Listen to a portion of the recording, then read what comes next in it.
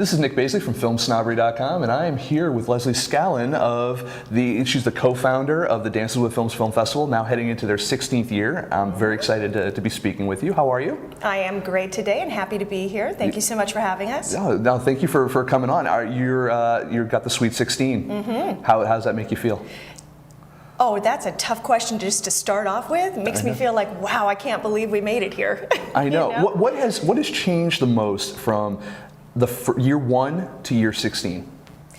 Well, I think the extent of our program. I mean, we've gone from being 7 days, now we've extended this year to 11.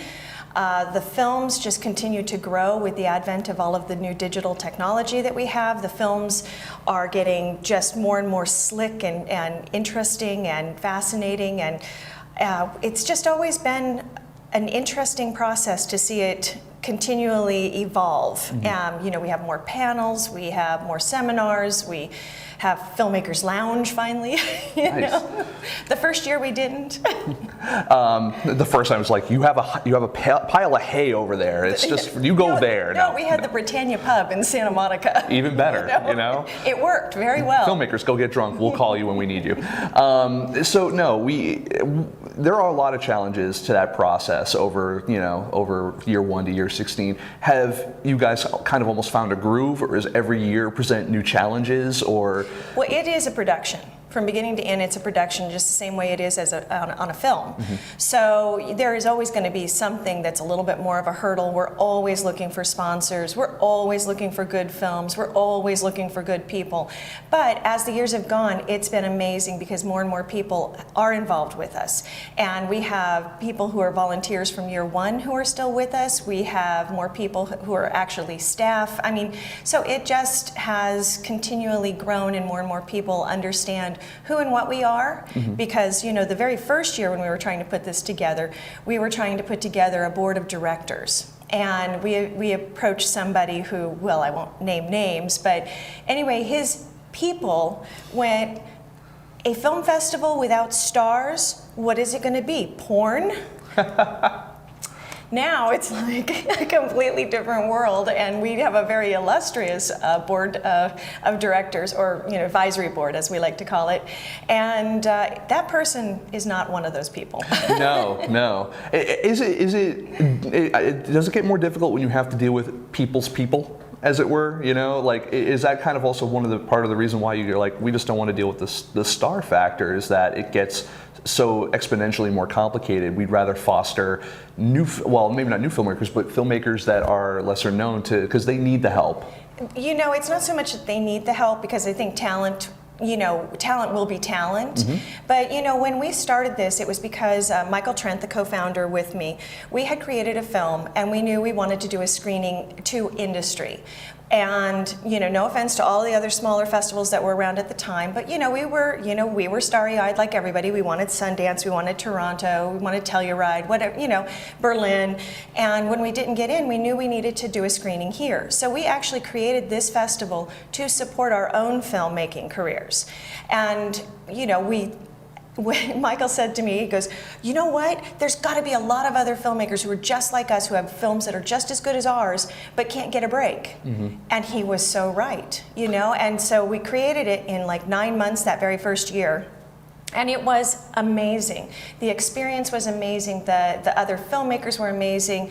It was so nice to hear people who had had great experiences with their films, other people who hadn't had great experience, to trade and swap those stories of people who were actually doing stuff. Mm-hmm. And so when we realized that what we were doing was getting doers together, that was exciting to us, because it became a very creative element, of going on and doing more projects and things like that. And so that is what was really, truly exciting. And one of the things that, we were speaking about a little bit before off camera was the fact that you guys have just a great retention of filmmakers too. So again, going from year 1 to year 16, you've seen so many filmmakers over the years come and go. You've seen careers, rise. You've seen, people that you've said, wow, I really think I love what they're doing, and then you never hear from them again. how do you go ahead and manage that many, you know, because it's almost you're fostering those careers and you're watching them. Well, you know, the thing is that we try and stay in contact with as many people as we can. We try to have little mini events or mini, you know, gatherings and things like that. But it's really truly the strength of the filmmakers themselves, you know, that they actually have a great experience at our festival, and then that's why they want to come back. Our jury is always from our peers. It's part of our alumni. Whoever's been alumni is who is judging our grand jury prizes, and it's just everybody realizes you need to support each other. You know, there's not just one film. I know it kind of feels like it, but there is more than one film at a theater. Right. You know, and so there's room for more than one filmmaker to rise. And so we just really strive to have a very supportive atmosphere. You know, supportive for everybody's creative efforts and everybody's other efforts. You know, it's family. We've become family. This is what we do. I like the family. You know, I mean, we actually have a couple of programs from year 14, year 15. They're really solid. I mean, they're nice and thick, and they look great. I work with a lot of festivals, and it takes a lot to. Ooh, hey, Far. I know these guys. We had Brian Crew on the show recently. Yeah, we love Brian. Brian edited our trailer last year. Did he really? Yes, he did. We did a fantastic job. I'm going to have to talk to him about that. That's fantastic. So you guys, what do you know, when you're putting together your programs, what kind of films are you looking for? Are you looking for? This one's easy. This is easy? I love it. This one's easy. I'm looking for anything that can keep me interested for as many minutes as it is on the screen. All right. That's basically what we're looking for. Our credo has always been no politics, no stars, no shit. We're looking for the people who are breakthrough talents, unknown. You know, we don't go against working actors. We, you know, definitely understand that there's always a struggle in many different fields, even when you're crossing over. You're known as an actor, but you've never directed before and things like that. But we just are looking for interesting projects that haven't had a chance to be in the Los Angeles industry eyes. Right. And so that's what we really strive to find and to foster and to create. Some films are some really good films we have to turn away. They've been seen 10 times, 5 times. It's like, you know, we really want to show things that are fresh. That's what we want to be known for. And that's what I think we are known for. And what about in terms of, like, say, your panels or seminars or get-togethers and stuff like that? Is there ever really a focus, you know, that you guys really try to strive for with those, whether it's, you know, purely educational, or is it conversational or controversial, or is it, you know, what do you kind of, you know, try to get filmmakers to gain from your panels? Yes to all of that. Yes. Okay. No, the idea is just really to be able to illuminate things. And so the, you know, conversations or the panels that we have, always moderated, you know, try to keep the information flowing. We want people to get those basic questions that they might have, but then specific questions too. And so, you know, it's just a matter of wherever you know, each panelist, each conversationalist is always different. So you never know how much they're going to give or not give and how much your audience is. And so we just kind of go with the flow. But the other thing is too, is that after every single one of our screenings, of course, we have a Q&A with the filmmakers too. Sure. Which is another place where it's very, you know, interesting to see what the audience members take out of something, what questions they have. And I think that gives a filmmaker a lot of good feedback on their film and where it might be going and things that they may want to adjust in it. Fantastic. Now, do you have any tips for filmmakers that are doing Q&As? Because I'm sure after 16 years you've seen a million of them, or at least several of them. You know, and I'm sure you get, if you go to as many as I do, I know you get at least the same 5 questions every time, mostly regarding budget, this, that, or the other. But you know, rather than giving a tip to the audience on what to ask and what not to ask, there are politics to that, people. You know, do you have any advice for filmmakers on how they can best take advantage of their Q&A? Well, I think, and this is a real primary thing that I say to filmmakers all the time, is it's like, what is your goal? You know, and even when you're going to do a Q&A, it's like, what's your goal? You know, you're not just up there going, you know, is the fact that you want to tell them a story so that maybe you get press interested, is, you know, to a hook as it may be? Is it the fact that you're hoping that you can slip something, you know, by a distributor who might be in the thing that you can get them interested, you know, so kind of know what you maybe want to achieve in your Q&A. How do you actually actually get industry professionals, whether it's distributors, acquisitions people, anything of that nature, even other directors that might be looking for people for their next films, actors, actresses, stuff like that. How do you get industry people interested in your festival? With that, because we're in Hollywood, this is where the industry is. It's a build. It's a build, I mean, obviously, I mean, in the first year, I mean, we're 16 years old, so you can imagine in the first year, we were faxing every agency and going, hey, we're happening, hey, make sure you see, know that these films are showing, this kind of thing. But, it's that same routine all the time. You just got to get the word out. What we're building on, though, is the reputation. The fact that, like, in 2004, you would have seen Will Schaefer and Mark Olson's film that they created and showed at our festival and won the festival with prior to them starting Big Love. Right. So you have those kind of wins, shall we say. We had a short film by the name of Most, which was it wasn't our first Academy Award nomination. Speeding for Thespians was a short film that got on the Academy Award nominations. So I think that as the industry has realized that we really are finding interesting things that other festivals aren't seeing, then they're starting to come to us because we don't have the films do not have distribution in place, and so they don't come with their whole team of a producer's rep and a publicist, and some have publicists, some have producer's rep, but for the most part, these are people who are looking to find a man, and we're saying, come and see it at the Chinese theater where we have phenomenal projection and phenomenal sound. We bring in a lot of equipment to be able to do that because we want these to be seen the way they should be seen, and so that's why I think that more and more people are starting to attend the festival industry-wise for us. Absolutely, and it looks like a great alternative to Sundance in that way too, where first of all, they don't have to travel that far. Most of it's in Hollywood. It's at the Chinese theaters. People kind of know how to get there. And it also, because of the type of talent you're showcasing, also it seems like you're having it's easier. There's not such a barrier for entry for filmmakers, so real talent can be seen.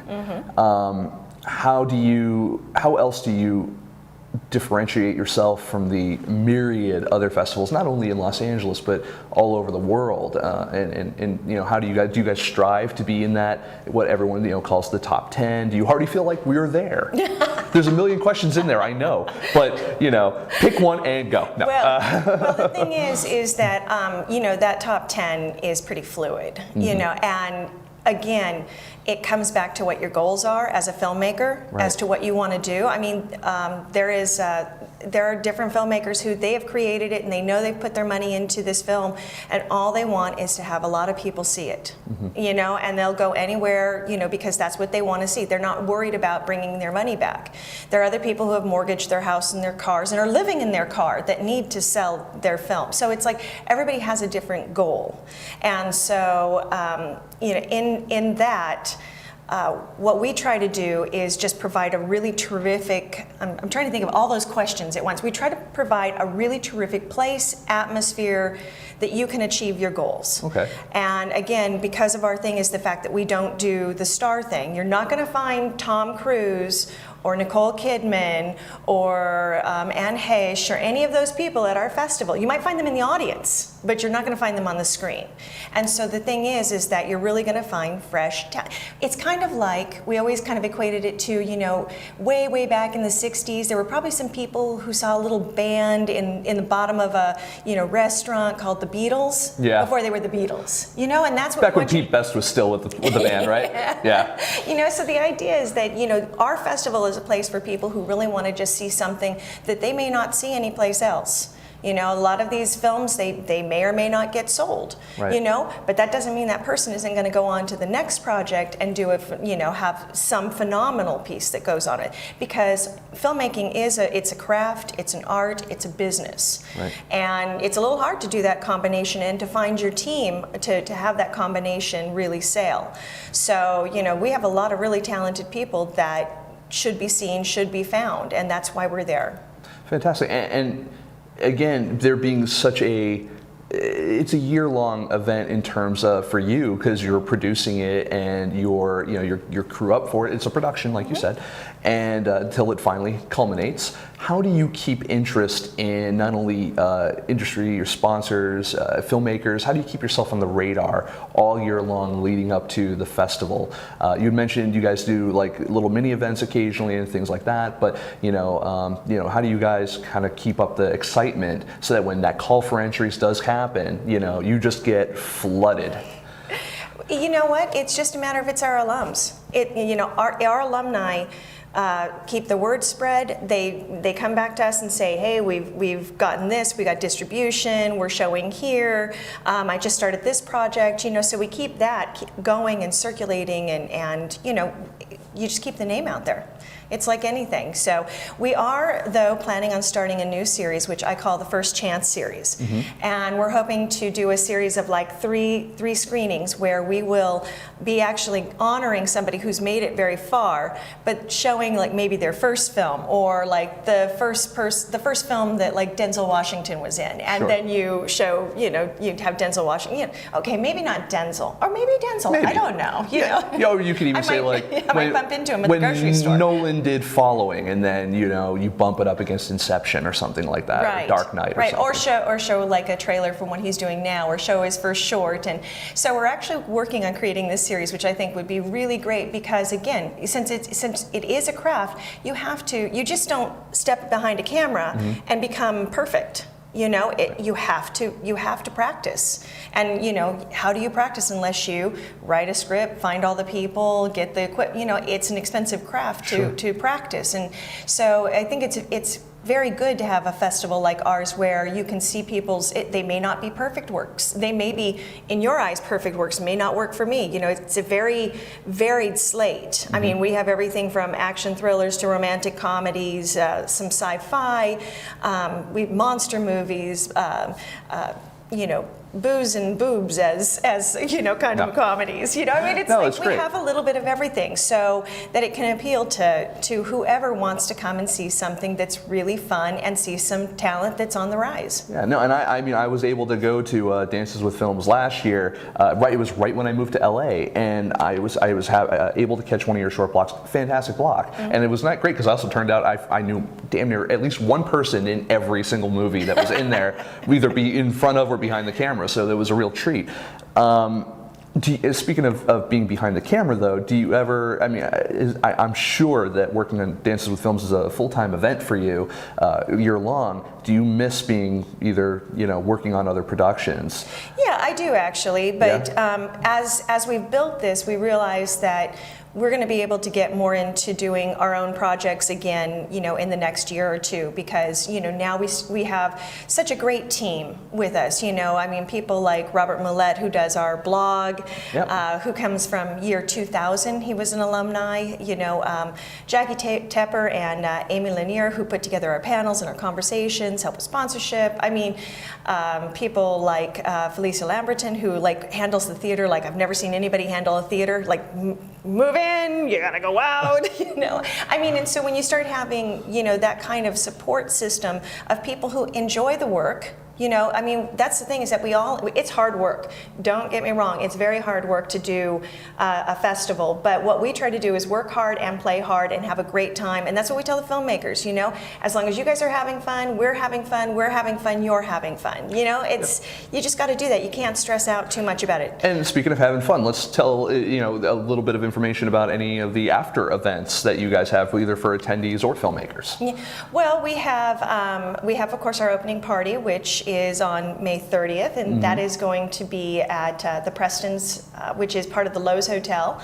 And that's really a fun red carpet. Well, actually, we have a green carpet. Because we've got to be unique and original and defiantly unique and defiantly original. That allows me to just green screen stuff out on it. It's fine. I'm happy with that. Yeah, and so we have a big event there where everybody gets to. It's where everybody gets to meet each other really for the first time, truly after a lot of work, because each filmmaker has to make their own push for their own film as to, again, going back to goals, as to whatever their goal might be. And so we have that. We have our conversations, what we call cocktails and conversations, which are held up in our Filmmakers Lounge. This year we have Mark Ordesky and his producing partner Jane Fleming, which is of course Lord of the Rings. He's one of our our advisory board, and so he will be having a little, just intimate like this, talking with filmmakers and whoever happens to be around. A little impromptu chat. It is, fireside without the fire, because we don't need that in LA. No fire in LA, please. I like my house where it is. But we have panels. We have some fantastic lunchtime panels that we do. We have what we call the Powerhouse panel, which has some amazing people on it. We have the digital division, which again, you'll have to check on our website for all of the actual names, because there's tons. It is. It's a pretty amazing group. We have a publicity panel, which I think is very important. People, again, filmmakers get to a certain point, they get done, they think, oh, okay, now I'm done, and you're just starting. Yeah. You're just starting now with your film. You're going to have to now figure out your audience, how you're going to push it, your hooks, how you're going to get it into a newspaper to write about it. Who's your audience member going to be? Yeah. Now, filmmakers, I think, focus so much, and I think there's also the hallmark of a good producer as well, because the director seems to focus so much on the art of a creative of filmmaking, which is fantastic. And then there's that left brain, right brain dichotomy that happens, where sometimes you miss the business side of it, because that's not where your brain is at. Yeah, no, and it's an ever-evolving situation now too, with the fact that, so many theaters are going digital. Delivery is different than it used to be. I mean, when Michael and I had our first film and got our first offer, it came with 17 pages about intermediate and your this and your this, and you were like, oh my God, I don't know what all this stuff is. How much is this going to cost me? How much is that going to cost me? And how much are you going to charge me for the 75 posters you want to print? And but now filmmaking is really a little bit more of a one-man machine almost, and that's why it is, again, important to get your team together and get people who have strengths that are not your strengths. Yes. And it's an important aspect that I don't think they really teach in film school. It's kind of one of those things where, like, you can make a movie alone, but it's not how it necessarily should be done. I mean, Few of us can be John Sayles. Right. Who would be great in our First Chance series. Are you listening, John? You're not. No. Maybe. No, and that's fantastic. I mean, I love that you guys are having a lot of diversity in terms of that kind of mix of art and commerce in both your panels, and also fostering that type of thought in what filmmakers are seeing, because it sounds like it's not just a festival where people come in, let's massage an ego and maybe a few other things for a little bit, and then take off and we're going to head on over to wherever the next festival is. It sounds like you guys have recognize what needs to be done over 16 years in how a festival needs to be run, and really stick to that, and that's fantastic. Yeah, we really try to work with the filmmakers, and because like I said, not everybody's going to know everything, and so some filmmakers are going to be able to go out and have a publicist, and some aren't. Right. And sometimes that's okay too, because they might be able to come up with something. Nobody knows your product as well as you do. Absolutely. I mean, I've looked through the press kits of everybody. I've watched every single film. It's not in this festival if I didn't watch it, And so, and let me tell you, I've watched a lot of films, my sympathies, by the way, as a film critic who watches a lot of films, my sympathies. Now, it's really actually every time you put in that DVD or hit enter, to start the play, it's exciting. You want it to be great. You want it to be fantastic, and so it's like every time you're just like, oh, show me what you got, And we've had people too, just like our little Candace Glover on American Idol. We have people who have been turned down, and then they boom on that fourth try. It's like, wow, you've created something really cool. And that's exciting for us. And sometimes filmmakers don't get the fact that it's okay to fail. Yeah. It is okay, because that just makes you stronger for the next one. Yeah, I think also for filmmakers that I speak with, I think they look at it as like, this is my only shot. And I think it's because sometimes they feel they've put so much into something. And like you said, some people are mortgaging houses and living in cars and stuff like that. By the way, don't do that. It's like they say, don't go to Vegas when you need to pay rent. Same difference. There are other ways to make movies. That said, you know, I mean, I could appreciate that passion, and I think that it's just like, no, this is not your only chance. Like, this is a long tail game, as they say. You know, it's not the sprint, it's the marathon type of thing, and it's great. I love, best part of my job anyway is watching that filmmaker. I say watch a first time filmmaker make a second film. I think you must love it when you see a fourth time filmmaker make a fifth film, and that's the one that hits. You know, what is the process for selection? Well, we have a committee, you know, so for short films, we all gather together, at least 3 to 4 different people. You know, we sit and watch the films, write down little critiques. It's either a must-see, I would recommend it to my friends, or it's a pass, what were they thinking? Or it's like a second look, it's okay, you know, and then we go through it, the process, and this year, more than any, was absolutely fascinating. I would have people who would love something, must-see, and I'd have pass. Wow. And it was like, so it was a really diverse group of people.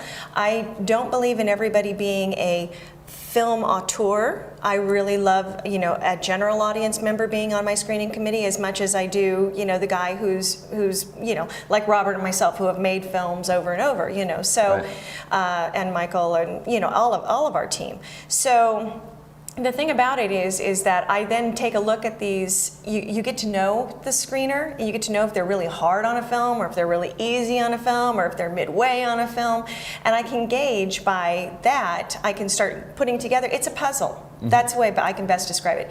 It's like a puzzle, you have no idea what it actually looks like, that you've got to like put together, because you want it to be different films, you want it to be this, you want it to be people who are fresh, you want to support the alumni, you know, all that kind of thing. Well, Leslie, I want to thank you for coming on and kind of giving us a little bit of an insight into what, you know, makes up this festival, because you guys, you obviously have the reputation, you have the longevity, you have the filmmaker interested in a great location over at the Chinese theaters, obviously right there in Hollywood. And is there anything specific? I mean, go, if you haven't already gotten tickets for anything, red carpet starts on May 30th. May 30th. And goes for 11 days. Yes, we're May 30th through June 9th. We're at the Chinese theaters. You can go to our website to take a look at our slate of films, which goes from shorts to docs, music videos. I mean, just there's a little bit of something for everybody, and it's danceswithfilms.com. So not dancing, not dancers, Dances with Films, which, by the way, is a play on Sundance. We have nothing to do with dance films, although we have shown many a dance film, but it is not any more about dance than Sundance is about sun or dance. This is true. You know what I mean? There is no dancing. There's a lot of scowling at Sundance. When my thing's called FilmSnobbery, and they put me to shame in terms of snobbery.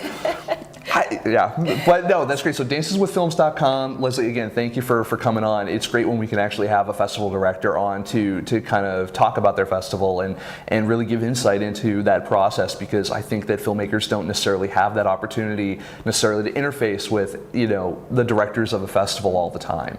So thank you for kind of putting a face on the festival and you are very welcome. We love films. We love filmmakers. We are filmmakers.